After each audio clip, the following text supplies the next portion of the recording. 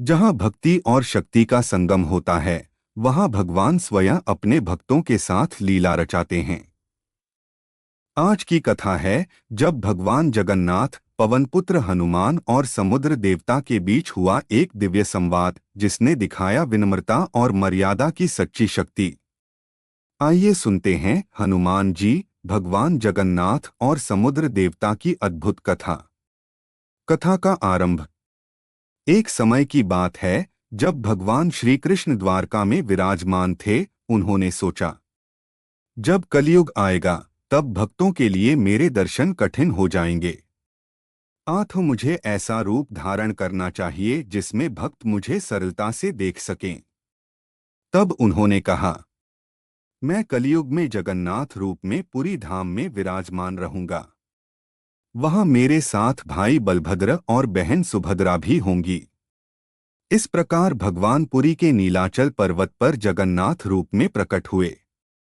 उनके समीप था विशाल समुद्र, जो वहां के लोकपाल देवता सागर देव कहलाए। समुद्र देव का गर्व।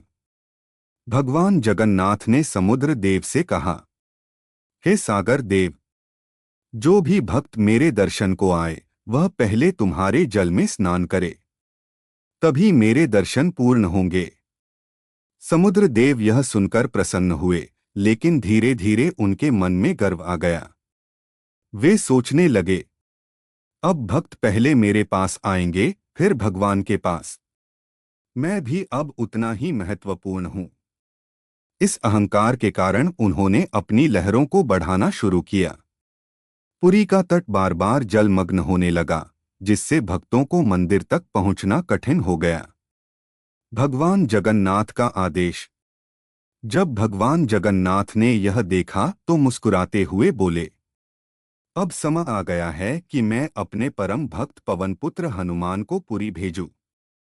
भगवान ने आदेश दिया, हनुमान, समुद्र देव अपनी मर्यादा भूल चुके हैं।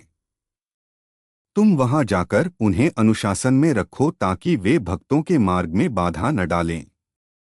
हनुमान जी ने कहा, प्रभु, आपकी आज्ञा मेरे लिए आदेश नहीं, आशीर्वाद है। और वे वायु वेग से पुरी धाम पहुंचे। हनुमान जी और समुद्र देव का संवाद। हनुमान जी ने समुद्र देव से कहा, हे सागर देव, तुम भगवान के सेवक हो, फिर भक्तों को कष्ट क्यों देते हो? यदि तुम अपनी लहरों को नहीं रोकते तो मैं अपनी पूंछ से तुम्हारी लहरों को बांध दूंगा। समुद्र देव ने गर्व से कहा, मैं स्वयं देवता हूं, तुम्हें मुझे आदेश देने का क्या अधिकार? हनुमान जी बोले, यह मेरा नहीं, स्वयं भगवान जगन्नाथ का आदेश है। अब तुम्हें अनुशासन में रहना होगा। यह कहकर हनुमान जी ने अपनी विशाल पूंछ समुद्र तट पर फैला दी और कहा, अब देखो, तुम्हारी लहरें इस पूंछ से आगे नहीं बढ़ पाएंगी। समुद्र देव की चाल।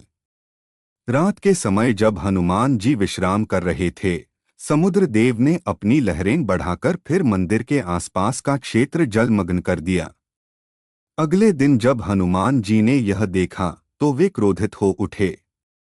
उन्होंने गरजकर कहा, अब तुम्हें अपनी मर्यादा का दंड भुगतना होगा। हनुमान जी ने अपनी शक्ति से समुद्र के तट को बांध दिया, जिससे लहरें मंदिर की ओर बढ़ना बंद हो गईं। भगवान जगन्नाथ का निर्णय। भगवान जगन्नाथ ने यह देखा और मुस्कुराकर बोले, हनुमान, तुमने समुद्र देव को ठीक किया, लेकिन अब तुम स्वयं यहाँ रहो और पूरी धाम की रक्षा करो। जब तक तुम यहाँ होगे, समुद्र कभी अपनी सीमा नहीं लांघेगा। भगवान की आज्ञा से हनुमान जी वहीं विराजमान हो गए। आज भी पुरी में जगन्नाथ मंदिर के दक्षिण द्वार के पास बड़ा हनुमान मंदिर स्थित है। भक्त मानते हैं कि वे आज भी समुद्र देव की मर्यादा की रक्षा कर रहे हैं। कथा का सार। इस कथा से हमें सीख मिलती है कि शक्ति तभी पूजनीय है जब वह मर्यादा में रहे।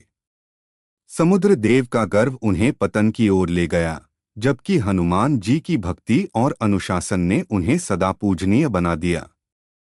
हनुमान जी की भक्ति और भगवान जगन्नाथ की करुणा हमें यह सिखाती है कि विनम्रता में ही सच्ची शक्ति है। यदि आपको यह कथा पसंद आई हो तो वीडियो को लाइक करें, चैनल पौराणिक सत्य कथा को सब्सक्राइब करें और ऐसी ही दिव्य पौराणिक कथाएं सुनते रहें। जय श्री हनुमान। जय जगन्नाथ।